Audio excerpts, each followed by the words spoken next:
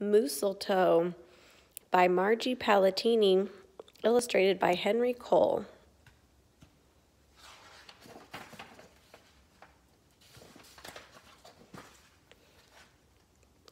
"'Twas the season, and Moose was merry.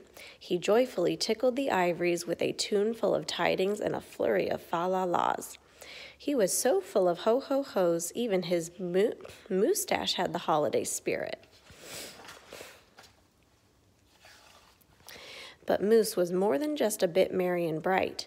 He was busy, busy, busy. There was a lot to be done on his list of to-dos. But with orderly organization, a bit of regimentation, lots of imagination, and just plain old Moose know-how, getting ready for the big day should have been simple, easy. Yes, in all probability, just perfectly perfect. He wasted not one merry minute. Moose got moving and put some hustle into the holiday bustle. He went to work. He wrote cards and letters till his hooves hurt. Check. He shopped till he dropped. Check. He hauled home boxes and bags and presents galore. Moose had gifts for everyone stacked from ceiling to floor. Check, check, check. Then he rapped, yo, yo, yo, and he ribboned, ho, ho, ho. And on each and every package he tied a big, beautiful bow. Check and double check. So far, so simple, so easy, so perfectly perfect. Another look at the list, and Moose headed for the kitchen. He pulled out the pots, pans, and bowls, sifted through stacks and racks of cookbooks. He whisked with his left, spooned with his right. Moose baked tons of tins of cookies. Check. Dozens of cakes, breads, and sweets. Check, check, check. He made jellies, sticky jams. Moose roasted a goose and some chestnuts. He toasted marshmallows and yams. Check, check, check, triple check. Yes, yes, so simple, so easy, but of course, so perfectly perfect. Decorations were up next on his list of things to do and get done. So Moose decked the halls, then spruced up the walls. He beaded, bowed, and mooseltoed. He gathered garlands, roped wreaths and holly, jingled bells, sang noels. Oh, good golly, this Moose was jolly. Check, check, check, check, check, check, check. Last but not least, he hung all the stockings, each and every one, with special care. And just in time, too, soon Santa would be there. Check and final check. Yes, sirree. Getting ready for Christmas was an absolute snap, and so simple, so easy, and if he did say so himself, Moose thought, totally, utterly, completely, perfectly perfect.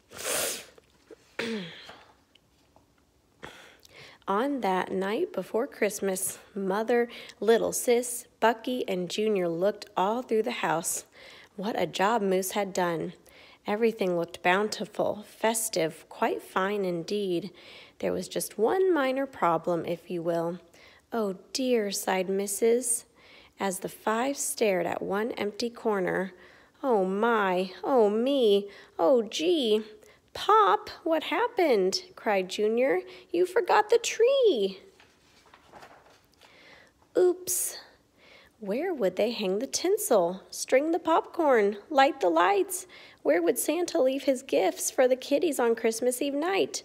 So Moose pulled on his galoshes and put on his hat. He would find a tree somewhere, somehow, and that's all there was to that. So out went Moose, braving blustery, blowy winds and the cold, trudging through snowdrifts, courageous and bold. Moose first hoofed it down to the corner, not a tree to be had. Then he slid around the block. Uh-oh, things were looking bad. He went down every boulevard, street, and little road. He looked down lanes and alleys. Every tree had been sold. There wasn't a branch, not a twig, not even one lousy bowless buff hanging around. Nope, nada, nothing. Not a tree to be found. No tree, sighed a sad moose as he came home empty-handed that snowy eve. The kids tried to make the best of it. They said, "Oh, so who needs a tree?" But Moose could plainly see they were short on the glee. He knew he had to do something, and that's just what he did. In the empty corner he stood and spread his arms out very wide. Then he smiled at his children, and he winked at his bride. "Kids," he declared, "fetch your forgetful pop some of that tried and true family glop."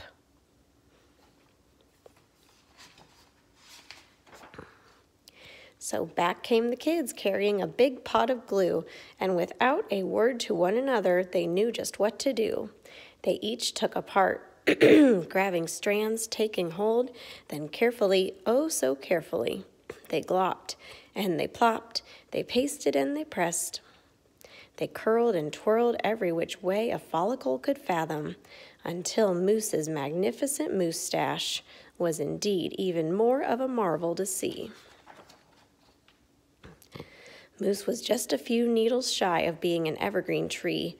They strung Moose with lights from his head to his toes and draped him with tinsel, beginning right with his nose.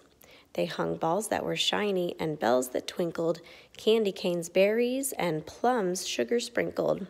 Then they all stood back. Junior plugged in his pop. Ooh, ah. Yes, Moose truly was one incredible sight. He was glorious and glowing, and boy, oh boy, was he ever bright. Then Junior placed the star on top of Moose's head. He gave him a kiss and a pat, and they all headed off to bed.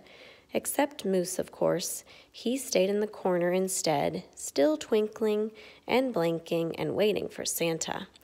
Oh, so it wasn't so simple, and it wasn't so easy, and okay, it wasn't so perfectly perfect, but you know what? It was pretty close. Ho, ho, ho. Mooseltoe.